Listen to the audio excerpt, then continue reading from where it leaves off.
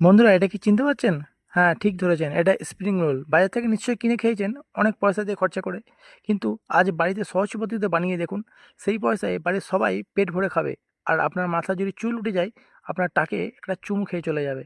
তো যে সবজিগুলো লাগবে সেগুলো হলো: একটা ক্যাপসিকাম, দুটো গাজর, একটা বাঁধাকপি, দুটো মিডিয়াম সাইজের পেঁয়াজ, আদা রসুন আর দুটো কাঁচা লঙ্কা। সবগুলোকে একদম লম্বা লম্বা কুচি কুচি করে কেটে নিতে হবে। গাজরটাকেও এইভাবেই কেটে 3টে টুকরো করে নেবেন। বাঁধাকপিটাকেও একদম ছোট ছোট কুচো কুচো করে নেবেন। পেঁয়াজটাকেও এইভাবে কাটবেন। এরপরে কাঁচা লঙ্কা, আদা আর রসুন এইভাবে কুচি কুচি করে নেবেন। আপনি ছুরি করেও এটাকে কুচি কুচি করতে পারেন, কিন্তু আমি হ্যান্ড মিক্সচার গ্রাইন্ডারে করেছি। তেলেতে এই আদা রসুনটা দিয়ে দেবেন, তারপরে সমস্ত সবজিগুলো একসাথে দিয়ে দিতে পারেন। মনে রাখবেন, এটা কিন্তু খুব হাই ফ্লেমে ভাজতে হবে, নাহলে গাজর বাঁধাকপি যে সমস্ত মাটি থেকে জলগুলো চুষেছে সেগুলো আপনার কড়াইয়ে সব ছেড়ে দেবে। দেখবেন সব খেল একদম বিগড়ে যাবে।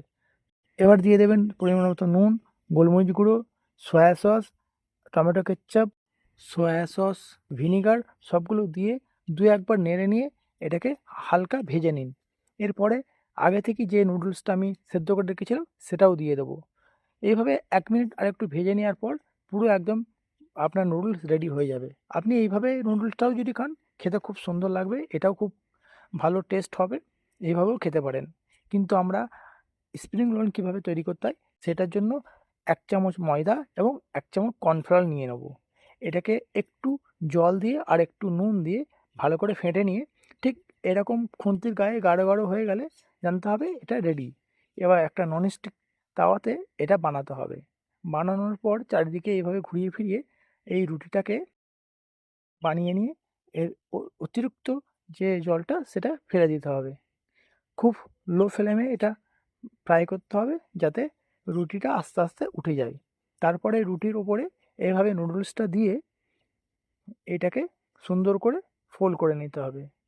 ফোল্ড করার পর যে ওই ব্যাটারটা রয়েছে সেই ব্যাটারটা লাস্টে কিনারে দিলে এটা ভালোভাবে মোড়ানো যাবে, নাহলে তেলের সাথে দেওয়ার সাথে সাথেই এটা ছেড়ে যাবে। আস্তে আস্তে লো ফ্লেমে ভাজবেন, দিয়ে এটাকে তুলে নিন।